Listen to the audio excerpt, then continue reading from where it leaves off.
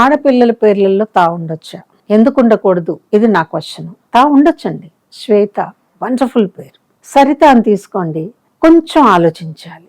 లలిత తీసుకోండి, అద్భుతం, ఇంకా చెప్పాల్సిన అవసరం లేదు. వీటన్నిటికంటే ఒక పవర్ఫుల్ పేరుంది, నివేదిత. ఎంత పవర్ఫుల్ అంటే ఆ పేరు పెట్టుకోవడానికి ఒక అదృష్టం ఉండాలి, ఆ పేరు మీ దాకా రావడానికి కూడా మీ డెస్టినీ ఒప్పుకోవాలి. అదర్వైజ్ నివేదిత అనే పేరు అసలు ఒక మనిషికి చేరటం అనేది నాకు తెలిసి ఒక మిరాకిల్తో సమానం.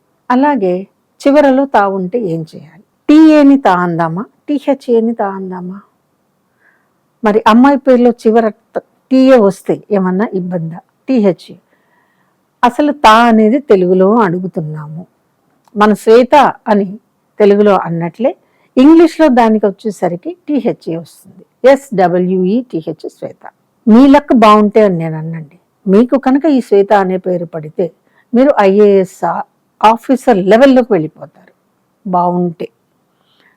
ఇక్కడ చాలా చూడాలి మనం, ఎలా పడితే అలా స్పెల్లింగ్స్ పెట్టుకోవడానికి వీల్లేదు. కాబట్టి మీరు పార్వతి పేరు తీసుకోండి, తా అక్షరానికి గుడి. సరస్వతి తా అక్షరానికి గుడి. మరి దేవతలే దేవుళ్ళే తా అనే అక్షరం పెట్టుకున్నప్పుడు మనుషులు మనకంటూ పెద్దగా శక్తి లేని వాళ్ళము, మనం ఏమీ కూడా డిసైడ్ చేయలేని వాళ్ళం, మనం ఎందుకు తా పెట్టుకోకూడదు? పెట్టుకోవచ్చు, నష్టమైతే ఏం లేదు. ఎప్పుడైనా సరే మీరు అన్నిట్లో పోల్చుకోండి, కానీ మీ జీవితాన్ని ఇంకో జీవితంతో పోల్చేసి వాళ్ళ పేరులో తా ఉంది కాబట్టి మన ఇంట్లో తావద్దు అనుకోవటం ఒక రకంగా తెలివి తక్కువతనం అవుతుంది. బట్ ఫైనల్లీ నేను ఒకటే చెప్తానండి, తా అనే అక్షరం అమ్మాయిలకి ఖచ్చితంగా వర్తిస్తుంది. ఇప్పటి అప్డేట్ అయిన ఈ న్యూ జనరేషన్ వాళ్ళకి. ఓల్డ్ జనరేషన్ అనుకోండి, అప్పటి వాళ్ళు వీరు. ఇప్పుడు న్యూ జనరేషన్ అనుకోండి, మీరు తా కాదు తీ కాదు ఏది ఇచ్చినా సరే పేర్లో దూసుకుపోతున్నారు.